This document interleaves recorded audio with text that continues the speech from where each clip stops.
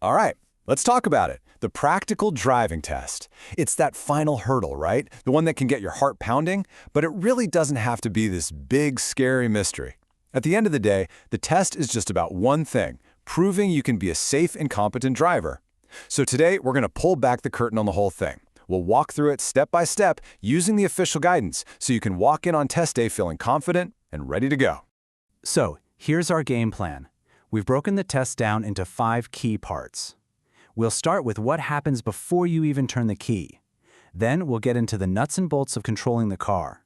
After that, we'll simplify those maneuvers everyone worries about. Then we'll cover handling real-world roads, and finally, we'll talk about the most important piece of the puzzle, developing the mindset of a safe driver. Okay, let's get into it. You might not realize it, but your test literally starts the second the examiner meets you at the car. These first few moments are a golden opportunity to make a great first impression, to show you're calm, cool, and collected. So there are 3 quick checks right off the bat. First up is the eyesight test. They'll just ask you to read a number plate from about 20 meters away. Super simple, but obviously super important. Then you'll get a question on the highway code and 1 or 2 of those show me, tell me vehicle safety questions. Stuff like show me how you'd check the headlights are working. This is all just a quick way to show you know the basics about your car and the rules of the road before you even start moving. With those initial checks out of the way, we get into the real heart of the driving test. From here on out, it's all about one thing, showing the examiner that you are in complete, and I mean smooth, control of that car at all times. Now, if there is one thing, one single routine that you need to have absolutely burned into your brain, it's this right here. Mirrors, signal, maneuver, or MSM. Think of it as your safety mantra. Every single time you want to change speed or direction, turning, stopping, moving off, whatever, it's always mirrors, then signal, then the move itself. It's the bedrock of safe driving. And this picture perfectly captures that first crucial step, mirrors. And we're not talking about just a quick peek in the rear view. No way. The examiner wants to see that you're building a 360-degree picture in your head of what's happening around you. That means center mirrors, side mirrors, and a check of that sneaky blind spot before you even think about hitting the signal. So, what does smooth control actually look like to an examiner? Well, it really boils down to these 5 things. Moving off gently, without any kangaroo jumps. Pressing the clutch down just a moment before you come to a full stop. Always being in the right gear for your speed. Braking nice and early, not stamping on them at the last second. And of course, smooth steering. No sudden, jerky movements. Let's see how this all works together in a real-world action, like moving off from the curb and then pulling back in. It seems simple, but the examiner is watching for everything. They want to see you combine those smooth control skills with that MSM routine. Did you check your mirrors and blind spot? Did you signal if anyone was around? Did you pull away and stop without any drama? That's what they're looking for. Okay, now for the part that can make people's palms a little sweaty, the maneuvers. But here's the secret. Don't think of them as some scary, complicated test. They're just simple, step-by-step exercises to check 2 things, your observation skills and your control of the car at very low speeds. That's it. First up, the turn into the road, or what most of us call a 3-point turn. The magic formula for nailing this is right there on the slide. You need 3 things. Keep the car's speed super slow, make your steering movements quick and confident, and, this is the big one, keep your head on a swivel, constantly looking all around for any hazards. Slow car, fast hands, and great observation. The classic parallel park. This one is all about 2 things, judging space and being comfortable in reverse.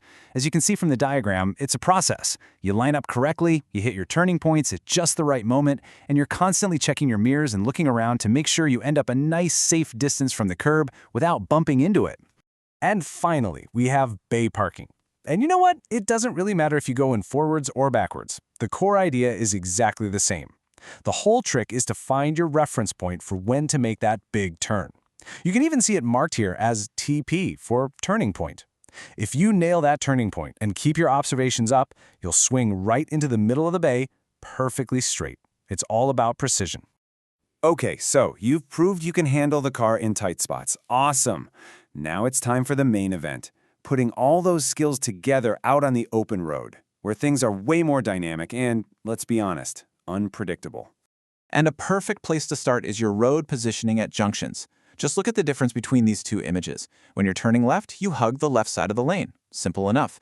But when you're turning right, you move over towards the center line. Why?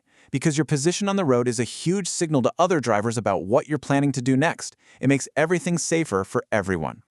Roundabouts.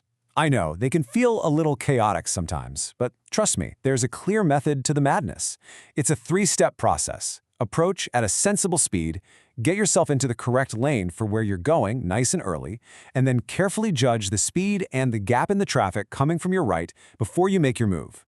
Being a safe driver means always looking out for the most vulnerable people on the road. That means you absolutely have to be able to spot the different kinds of pedestrian crossings from a distance and always be ready to slow down or stop for them. It's about showing courtesy and keeping people safe. Now, let's talk about the space in front of you. Think of the 2-second rule as your best friend. It's the easiest way to make sure you have enough of a safety bubble between you and the car ahead. And remember, as this diagram shows, that's just a minimum. Your stopping distance gets way bigger the faster you go, and in the rain, you've got to leave even more space. Okay, we've arrived at our final section, and honestly, this might be the most important one of all. You can have perfect clutch control and amazing steering, but what really separates a good driver from a great one is their mindset. It's what's going on in your head that the examiner is truly looking for.